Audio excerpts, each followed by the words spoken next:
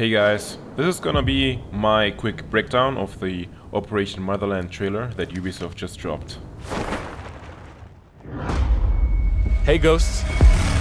So the trailer starts with a ghost returning to Aurora by boat, so maybe they did leave the island after the main campaign, as suggested by lots of people that noted that the community manager said that Nomad will be returning to the island. So maybe they met with Karen Bowman before they launched Operation Motherland. Operation Motherland is the brand new update for Tom Clancy's Ghost Recon Breakpoint. Set a few months after the event of Operation Greenstone, Operation Motherland is led by an old friend of the Ghosts, Karen Bowman. Just a quick side note for those that don't know who Karen Bowman is. She is the CIA handler of the operation the Ghosts take part in Operation Kingslayer that took place in Bolivia in the previous game, Ghost Recon Wildlands. After you and your squad completed your original mission on Aroa, the island quickly became a strategic place for powerful countries looking to get their hands on its technology. In response, the CIA has tasked Karen Bowman to defuse this global upcoming crisis by giving the control of the island to a neutral force, the Outcasts, led by Harui Ito. Just to add my quick opinion here, I never really liked the Outcasts, so I really hope that the story makes them more likable and more fleshed out, because they were pretty generic and boring in the main campaign. To do so, you will have to help the Outcasts get rid of the remaining enemy forces in a brand new mode, the Conquest Mode. The Conquest Mode is a new alternative mode to Ghost Recon Breakpoint story mode. It seems to me that Conquest Mode sounds like a parameter world option, something like Ember Sky or Resistance, but just much greater in scope and size and content, of course. Something that you should activate after beating the main campaign, of course. You will have to conquer various territories of Aroa by carrying out various destabilization missions. Note that each of the missions you complete will have an impact on the world dynamics, such as deactivating drone surveillance, removing enemy presence, or increasing outcast patrols. Choose the mission you want in any order and reshape the world of Aroa. This sounds very similar to what they have done in Ghost Recon Wildlands, where you had security, smuggling and influence production operations, and you had to gradually shut them down. Of course, you could do this in any order you like, and this just seems like the generic shutting down of the infrastructure of the enemy before you face the end boss of that province and later the complete overload of all the bad guys. Territories are ruled by lieutenants. Destabilize and conquer all the regions of a territory will give you clues to identify its lieutenant, neutralize them, and liberate the area. This is very smart from Ubisoft's side. They have noticed that people really liked how Wildlands was structured, how you could gather the intel, sabotage a few camps, eliminate some targets, and then force the end boss of that certain region or province to come out and face you. And this is how you will liberate the area. This is a very good system, people liked it. I'm very glad that they will use it in Breakpoint. Freeing all the territories will allow players to reach the final region and complete the liberation of Aroa. And as you might have guessed, Sentinel aren't going to be the only enemies you'll have to fight on your quest to free Aroa. Operation Motherland will see the return of an iconic enemy of the Ghosts, the Bodarks. Allied to the Sentinel and Wolves, they brought their own helicopters and trucks, adding new convoys and patrols throughout Aroa. It makes only sense that Sentinel got pretty beat up by us Ghosts, and along with the Wolves, they will be less important in Operation Motherland.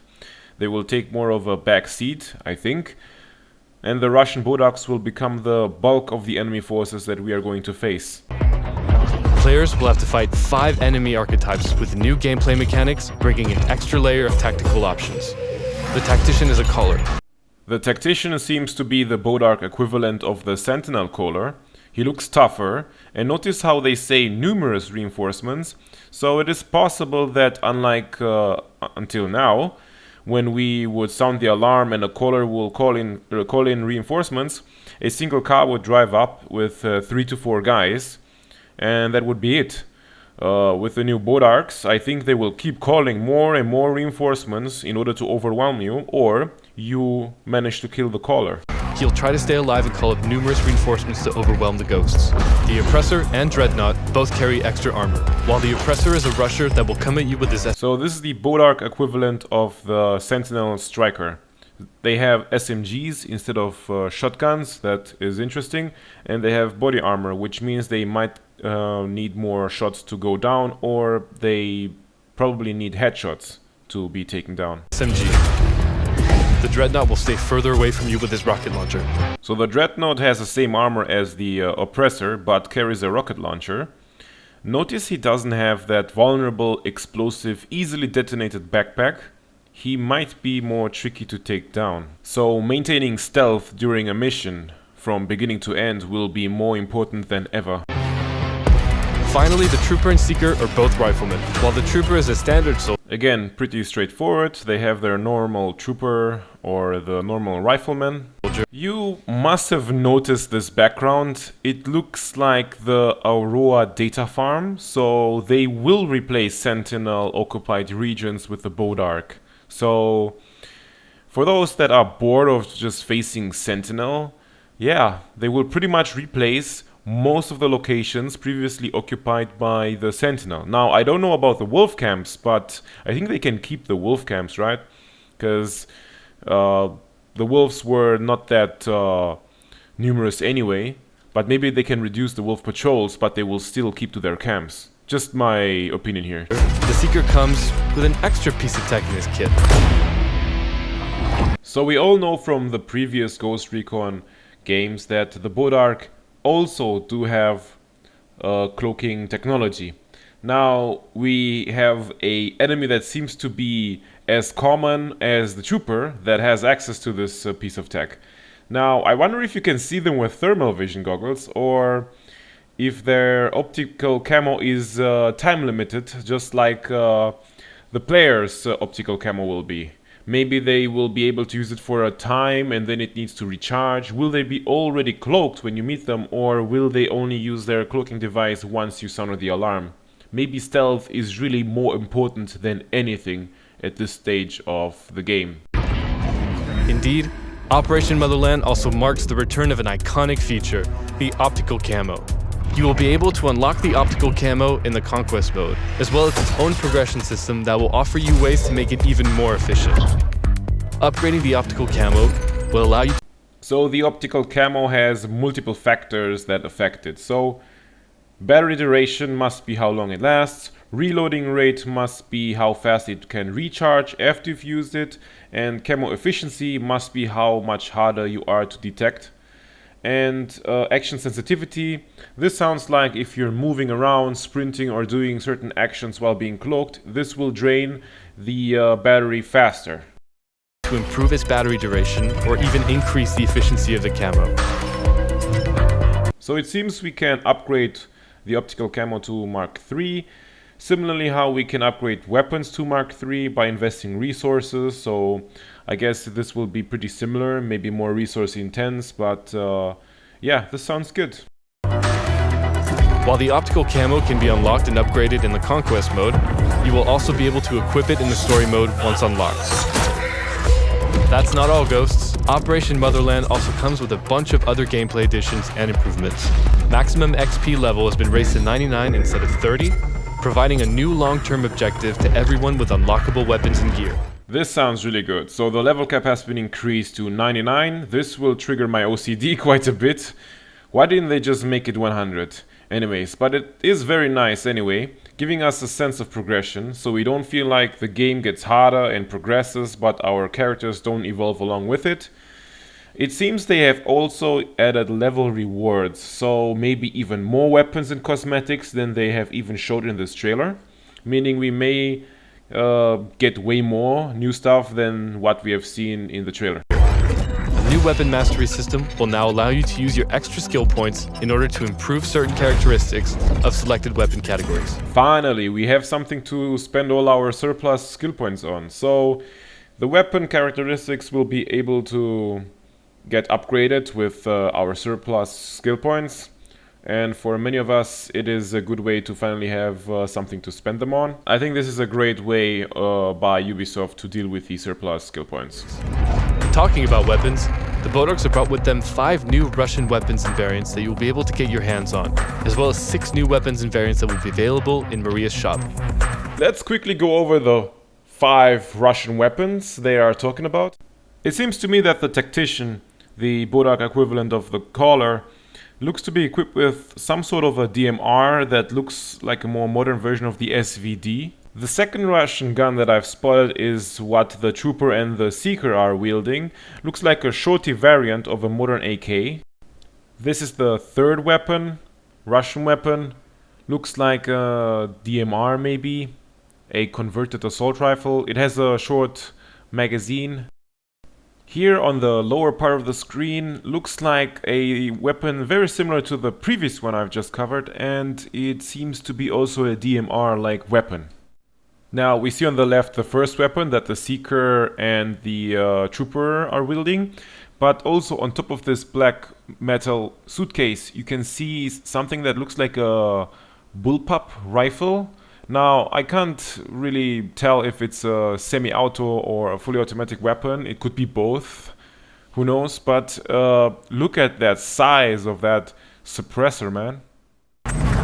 Maria's shop will also be restocked with various new customization options and vehicle skins. So they have mentioned that Maria's shop is gonna have 6 new weapons in the shop, so maybe this is one of them, this green painted weapon on the table alongside with the Stoner LMG and this MSR or maybe Paladin 9 sniper rifle. Then of course they show us the ACR, which is one of the most recognizable weapons in the Ghost Recon Future Soldier series overall. A weapon I feel should have been in the game from the very beginning. But hey, I'm not complaining. The ACR is a fantastic and phenomenal assault rifle, and I'm sure that even though it should have been in the game from the beginning, now at least it will feel somehow fresh and new. Moving on, we have a fairly recognizable sniper rifle. I remember this bad boy from Ghost Recon Wildlands, and I'll show you here a side-by-side comparison. I just flipped the image so you can see it is the same weapon. Now the next weapon I was not sure about at first glance, but I'm relatively sure this is the M110, an American made marksman's rifle. I'm fairly sure this is the M110 because, yeah, it looks exactly like the one in Ghost Recon Wildlands. Next up we have this SMG looking weapon, fairly small, compact. If you look at the design, it's a bullpup and it looks like an AK system transformed into a bullpup shooting probably 9mm or some pistol round caliber. Although I'm not a weapons expert and I have no idea what this weapon is or what it is called. Furthermore, by progressing in the Liberation of Aroa in the Conquest Mode, you will be able to unlock new weapons, equipment, and vehicle skins. Once unlocked, they will also be available in the story mode. So as soon as I saw those cross-com interface goggles and then the helmet that is probably John Kozak's helmet from Future Soldier, along with the cross-com glasses, iconic for the Ghost Recon Future Soldier series, this makes me really smile. This is exactly what we should have gotten from the beginning, but I am happy that we've got it now, you know, better later than never, and it looks like we have variation. So I've seen here the ski mask goggles with cross-com interface. I've seen the glasses on John Kozak's outfit. It seems like you can wear the helmet and the mask with the glasses separately. So this is awesome. That means we have customization of this iconic outfit itself. Not only that, but I see that the Future Soldier top is also separate. The Future Soldier vest, that iconic bulletproof vest that they are wearing, it just seems amazing, guys. Finally, as a celebration for the 20th anniversary of Ghost Recon, this update will also include 3 iconic skins of famous characters from previous games. I must say here, honestly, I'm not really a fan of these character skins where you just completely look the same as one of the other characters in this story, but I am sure that I will play as John Kozak here. This is by far the coolest character they gave us here, and I'm really pumped about this. Longtime fans of the series, of the Ghost Recon series, will recognize the other outfits as well. Although they're not as cool as the John Kozak skin, I'm sure there's lots of people that are gonna be happy about seeing their favorite characters from the old games in this new Breakpoint DLC. Well guys, this is pretty much everything important about the trailer. I hope you enjoyed. I hope you are as excited as I am for this new DLC. And why won't you just drop a like, a comment, and subscribe to support the channel? I'm pretty new to Ghost Recon on YouTube, and I hope to see you next time. That's all for me, Ghosts. Hope you're as excited as I am for this new content. See you soon on Aroa.